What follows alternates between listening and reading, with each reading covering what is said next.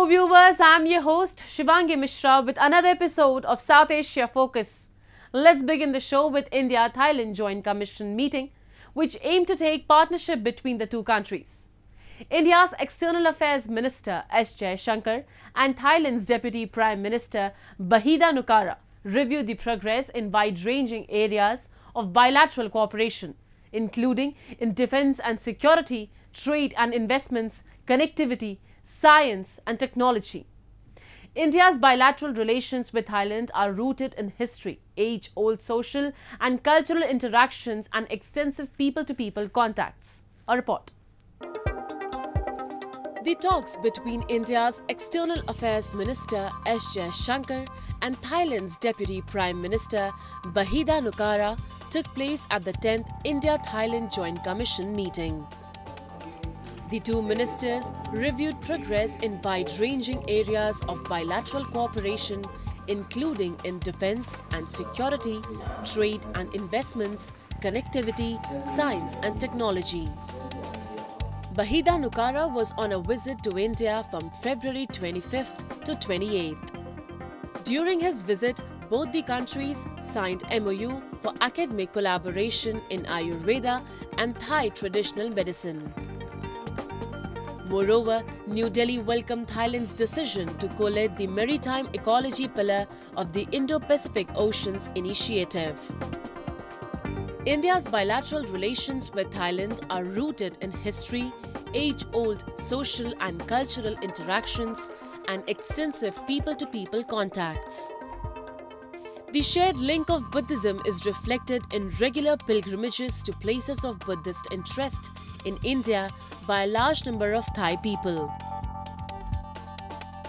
Hindu elements can be found among those reflected in Thai architecture, arts, sculpture, dance, drama and literature. The holy relics of Lord Buddha and his two chief disciples from India arrived at the National Museum in Bangkok on February 22nd for a 26-day exposition. The sacred antiquities excavated at Pripavah village in northern Uttar Pradesh state were carried in an Indian Air Force aircraft. The Governor of India's eastern state of Bihar, Rajendra Vishwanath Arlekar, and Minister of Social Justice and Empowerment, Virendra Kumar, who delivered the relics to them, were formally welcomed by Thailand's Prime Minister. एक तरह से हमारे दोनों देशों की जो एकात्मता है, बौद्धिक हो, आध्यात्मिक हो, सांस्कृतिक हो, इन सब एकात्मताओं का उजागर करने वाला आज का क्षण है. The holy artifacts are being featured across multiple venues in Thailand. The relics were placed in Bangkok's Sanam Luang Royal Fields for public exposition on February 23rd. To honor the relics journey, a colourful procession featuring participants in traditional Thai attire with musical instruments was also held as they marched towards the shrine. This is a royal ceremony, like bringing the Buddha here after Buddha relics after 30 years, and we learned that it is going to be in 4 cities for the worship. And today we are happy to join the big procession. The relics are set to return to India on March 19th. The event is being organized with the support of India's Ministry of External Affairs, Indian Embassy in Thailand, International Buddhist Confederation, National Museum and State Government of Madhya Pradesh. Now we take you to a fascinating and vibrant spectacle event that unfolded on the streets of Sri Lanka's capital, Colombo. Elephants dressed in colourful costumes paraded through the night as an integral part of an annual Buddhist festival, creating a mesmerizing tapestry of tradition, spirituality and celebration. Have a look. Decked in vibrant costumes, majestic elephants took center stage during an annual Buddhist festival in Sri Lanka's capital Colombo, becoming living canvases themselves. The elephants became the embodiment of grace and tradition as they paraded through Colombo streets, transformed into a canvas of country's cultural richness. The sound of traditional drumming filled the air as the procession emerged onto the streets, leaving the spectators spellbound. Now I'm in Colombo to see especially the Perahera, and I really enjoyed it. I'm very impressed how many people, how crowded it is, and I'm very impressed about the parade we have here. Before taking part in the procession, the elephants received religious blessings from Buddhist priests at the Ganga Ramaya temple, one of the most prominent religious places in Colombo.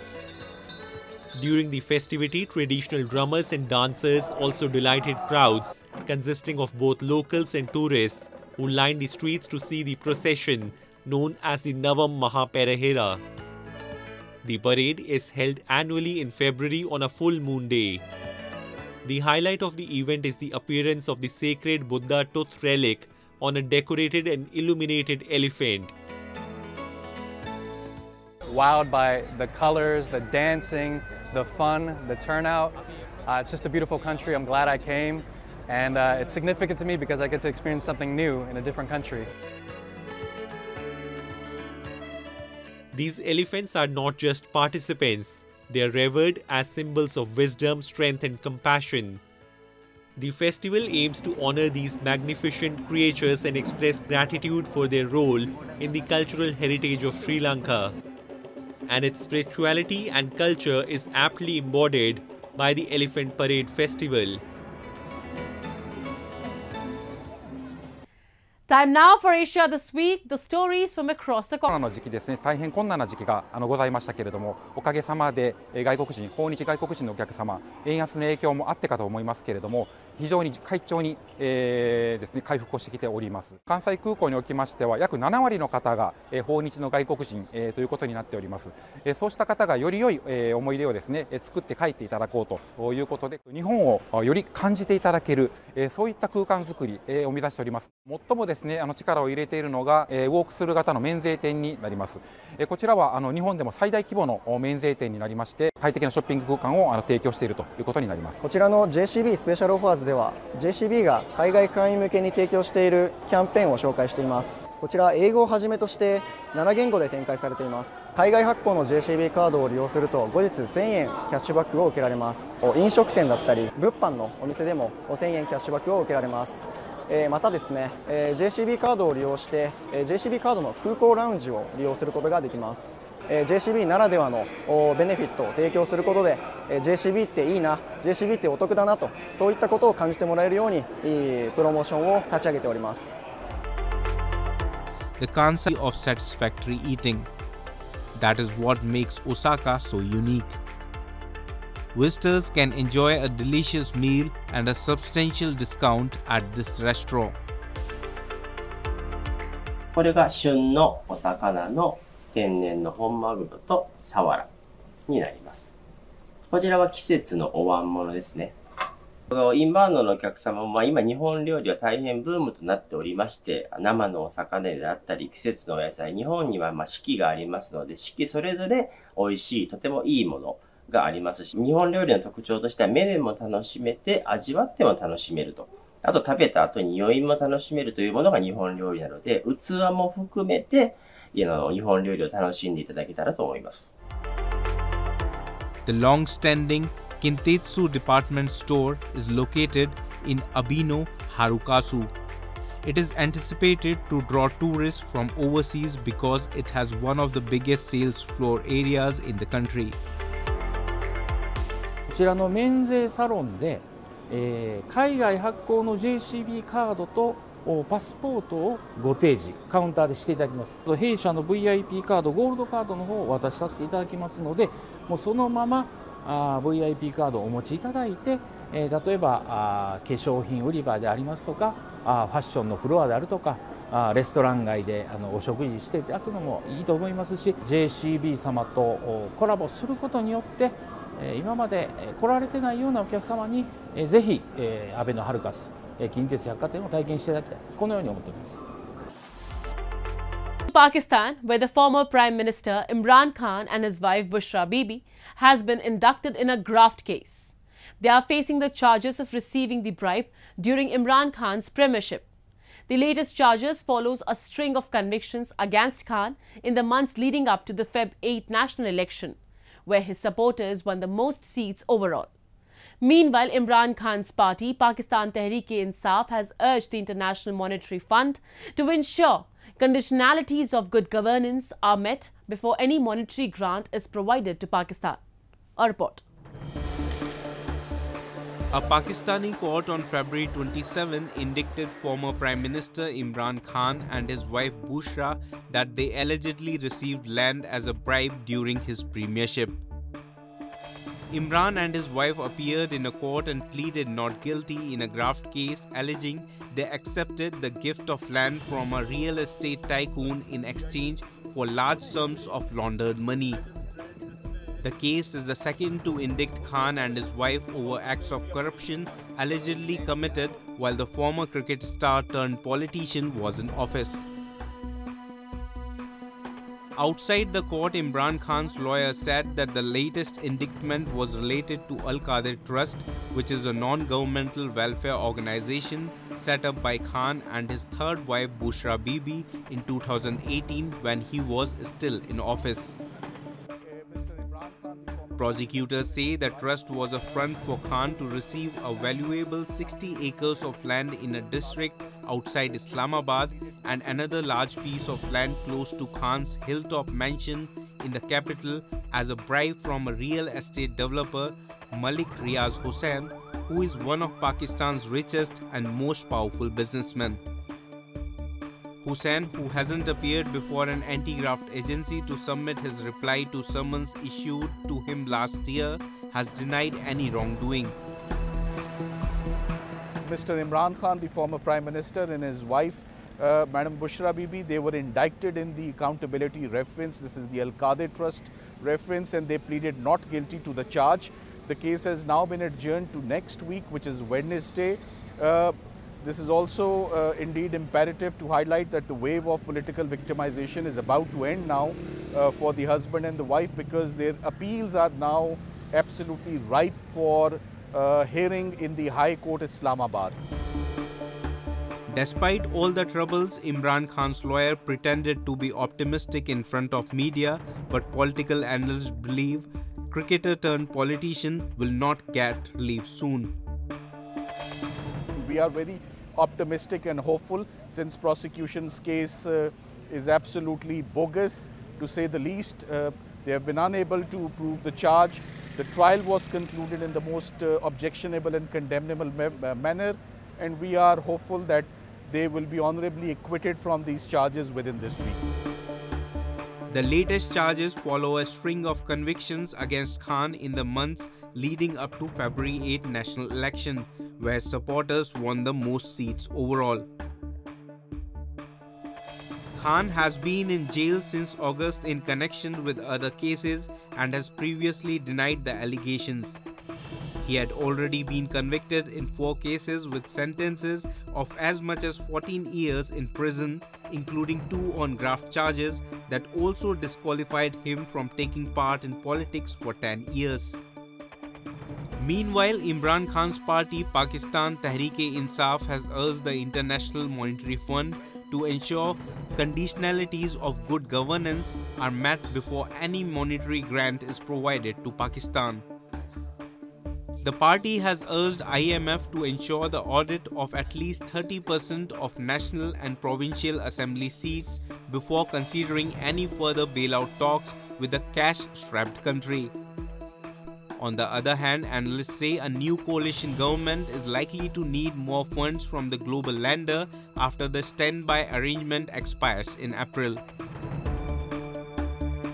Chandigarh, a vibrant city in northern India, pulsated with the fragrance of spring during its recent 52nd Rose Festival.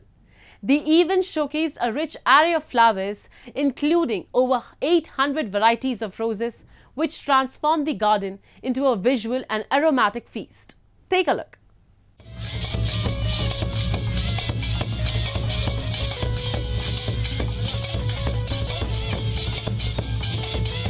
Chandigarh, the capital city of Indian states of Punjab and Haryana, reflects a unique blend of culture and traditions. Besides, its uniqueness is also evident in the diversity of the city. Being a cosmopolitan city, Chandigarh also indulges people of diverse cultures and ethnicities to foster a friendly bond between people by holding fairs and festivals on a regular basis. Authorities in the city recently held the 52nd Rose Festival, featuring 829 varieties of roses. Alongside the display of roses, the festival also featured stalls set up by institutes, followed by cultural programs and laser shows. The newly appointed mayor of Chandigarh, Kuldeep Kumar, expressed his joy upon watching the floral display. जो हमारा रोज़ festival है और पूरे भारत के अंदर क्या पूरे world के अंदर आपका कहना बिल्कुल सही है। ये रोज़ फेस्टिवल सबको पता है कि बहुत ज़्यादा बड़ा चंडीगढ़ का त्यौहार होता है और फेस्टिवल ना हो के एक जैसे हम दिवाली और दशहरा मनाते हैं, इस तरह से हम चंडीगढ़ का एक त्यौहार है रोज़ फेस्टिवल वो मनाते हैं। और इस टाइम जो है मनाने का कारण यही है कि इस टाइम रोज़ बहुत ज़्यादा खिलते हैं और रोज़ों की सारी वैरायटियाँ यहाँ पर मौजूद हैं और बहुत मनमोहक दृश्य यहाँ पर देखने को मिल रहे हैं और बहुत अच्छा लग रहा है। The 3-day annual festival garnered thousands of people who came to rejoice in the festive vibe with their loved ones. People also clicked pictures and selfies during the event. Additionally, they were also danced to the music of traditional folk songs with the performers.